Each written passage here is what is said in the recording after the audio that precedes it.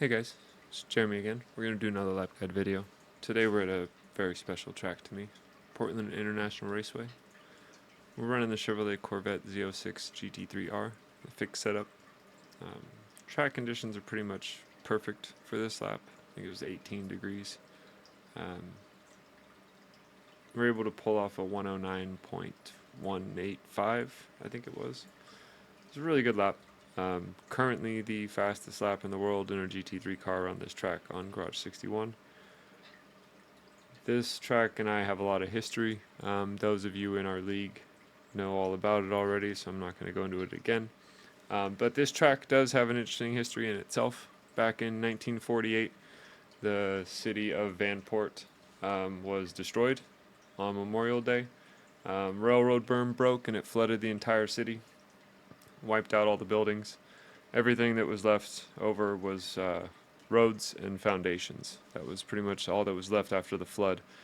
And so in 1961, I think, two decades after the floods, during the Rose Festival that takes place in Oregon every year, they held a race on the old city streets. It was sketchy at best. There were no real barriers, and it was all just kind of old leftover ruins from the flood that they raced through. Since then, they've updated the track, obviously. Most recently, I think in 2008, the track got a massive facelift. They went through and smoothed out a lot of the surface issues that they had, widened a couple turns just to make racing better, and adjusted some of the spectator seating just to make it a better venue for some of the bigger series to come back. And they did. IndyCar returned to Portland. The IRPAS series comes here. I think they're talking about bringing Formula E here. Anyways, enough of the history about this track. I love it a lot, and so I'm going to gush about it. We're going to run this lap guide video the same way we ran all the lap guide videos so far. I'm just going to run the lap at speed, let you guys get your eye in for it, and then we'll break down the lap. I'll go through some of the key points. Due to my history with this track, I've kind of obsessed with it in an unhealthy way, but it's resulted in some pretty quick lap times. So without further ado, we're going to get the lap going.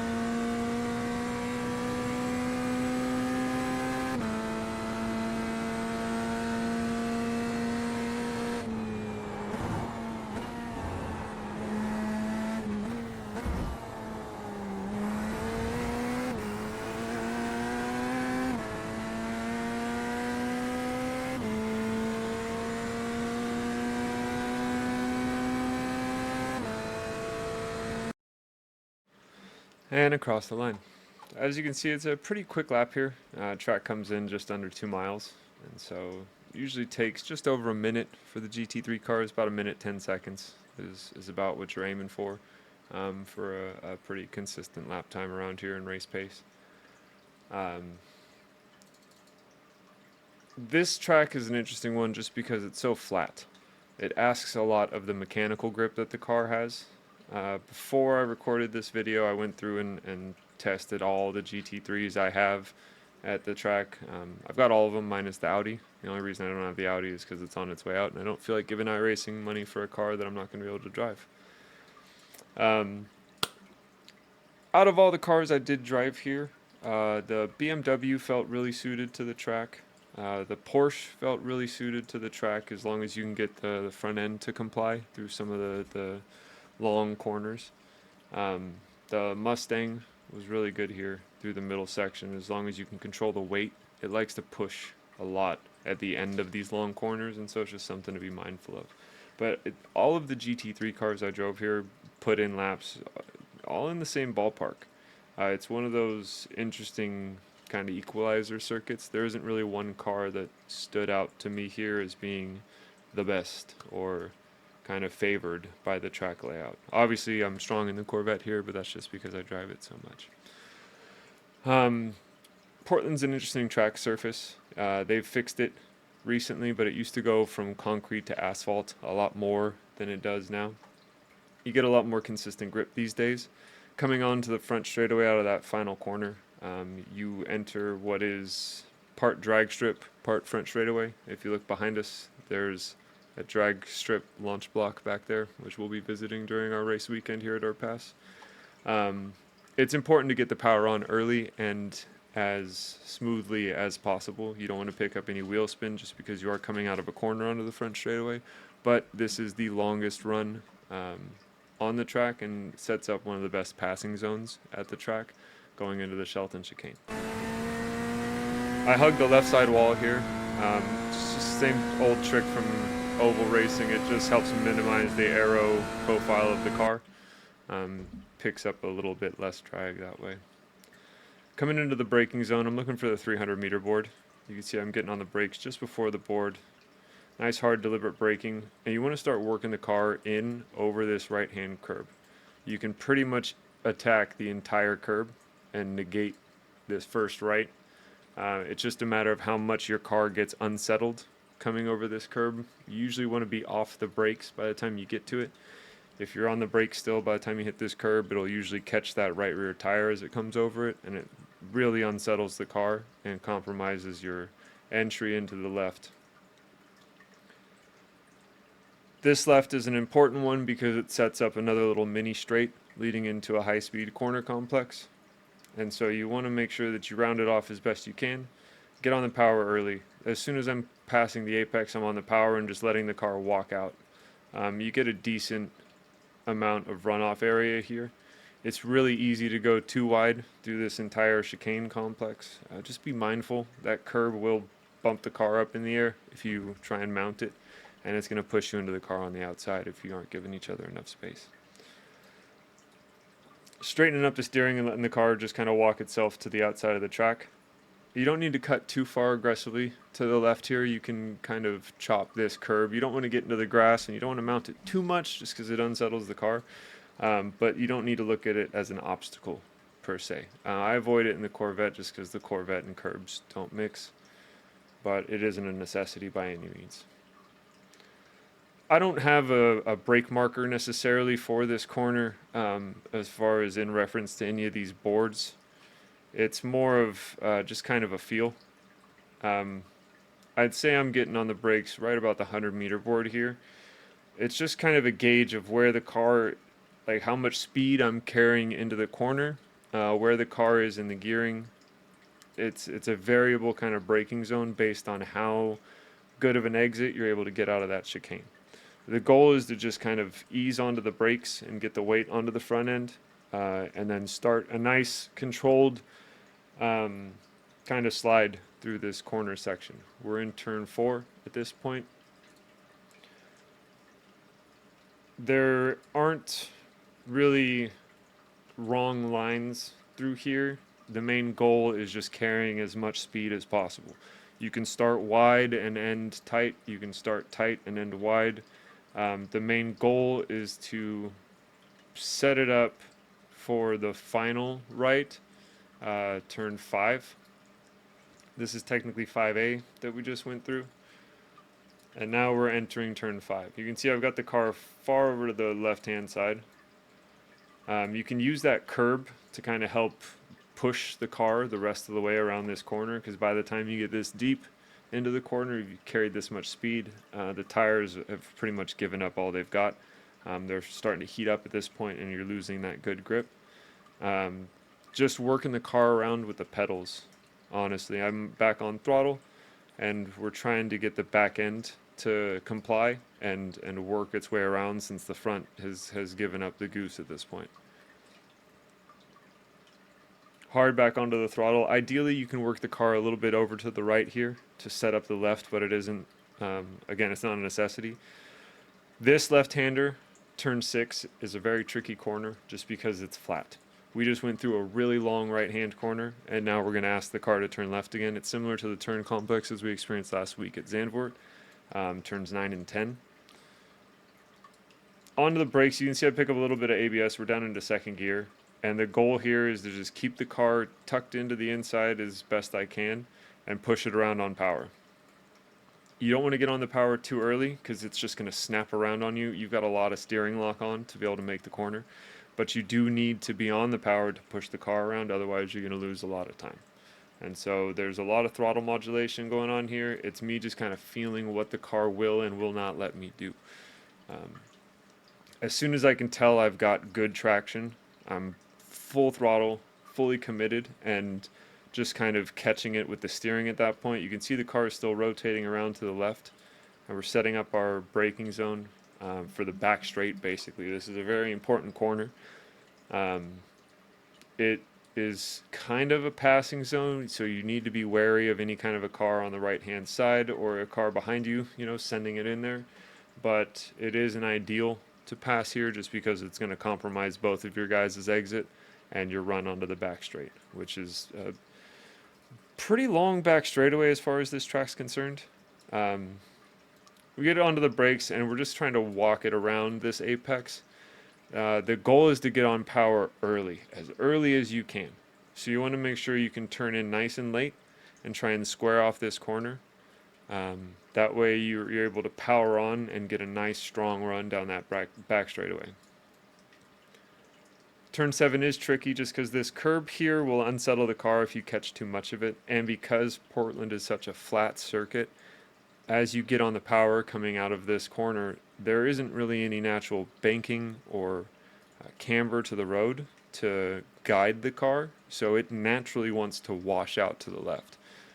It's one of those corners where you need to get on the throttle deliberately, but you need to ease onto it. Otherwise, the back end's going to snap around on you 8 times out of 10. We're kind of almost full throttle, and then as soon as I can tell the back end's staying with me, we've got our foot in it. And we start our run down the back straightaway. This little left-hand kink here is technically turn 8. You can eat most of this curb. I try not to hit too much of it, just because if you hit this forward face of it, it can bounce the car to the left, and hitting any kind of a curb's face like that while you're accelerating does slow the car down a little bit. It's not a lot, but when you're searching for those final tenths, it's going to make a difference.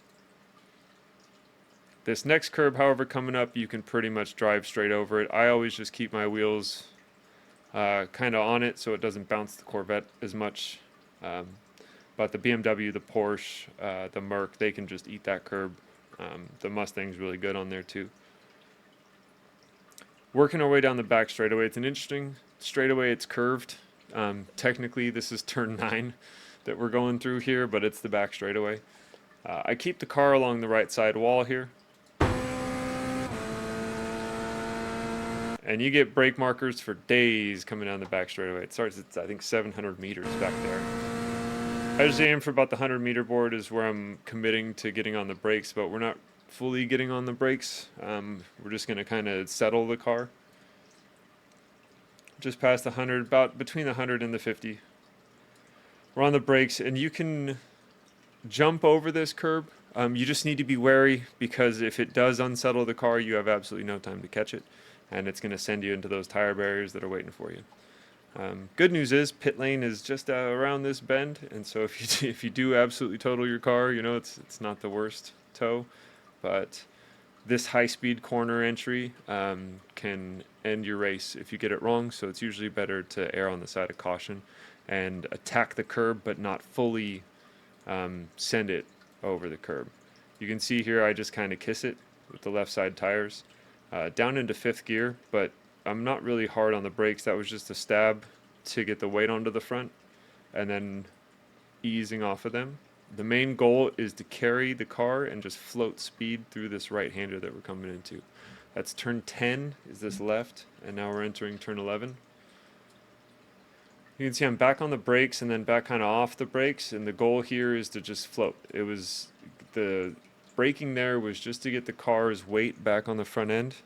That way when I go to make this right-hander, it listens. We just turned left at 140 miles an hour plus, and then started to slow down, and now we're going to jerk the car back to the right. If you don't give it a little bit of balance adjustment through there, you're going to understeer, or you're going to get a massive amount of snap oversteer because the rapid weight transfer, and the car is going to go around. And as you can see, now that we're this far into the corner, there's no runoff here. There's no gravel trap here. It's all just grass and then a wall. You're going to go into it hard. Sorry, you're going to go into it hard.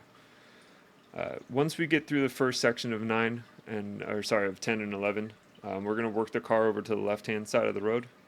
You can use pretty much all of this service road. It leads to the drag strip if you do follow it. Don't follow it. But you can run pretty far wide onto it. I haven't taken my right side tires all the way over this dotted line yet, so I'm not sure if you're going to pick up an off track, but you can at least straddle this hashed line, and it gives you a much better entry into the final corner and sets up a beautiful exit onto the front straightaway. This curb on the left-hand side, however, can unsettle the car if you get your left side tires over it too early. And so I try and make sure that my angle is adjusted so that I'm coming back across before I hit this curb. You can see there's a little bump there, so I didn't quite make it back across. We're down into second, and at this point it's just a game of waiting for the rotation. As soon as you can feel that the car is actually going to follow the line that you're drawing through the corner, you need to get back on the throttle hard, but not to the point to where you're inducing a lot of wheel spin. A little bit of wheel spin will actually aid in rotation as you're making your way through this corner. It'll just kind of help the rear end pivot a little bit, but you need to be able to feel what the car is doing, because by the time you get to the end of the corner, if you haven't adjusted your steering to compensate, it's just going to keep coming around and send you into that inside concrete wall. You can let the car walk out to the left-hand side pretty far.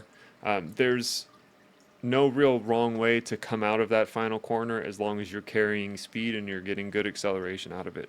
You can take a tighter line if the car is gripped up and just hugging it. If the car is trying to spin out on you, you can open up the steering and let it walk out to the outside of the track a little bit more. You'll find out, or you'll see if you watch my laps enough, that I usually aim for this area where the tire ends and then the concrete is exposed. And you can just kind of slide the car out into that gap, and it sets you up for a nice long run down the front straightaway hugging that wall. And so we're just opening the steering up and letting the car kind of power on and slide out, and then we're just on that white line.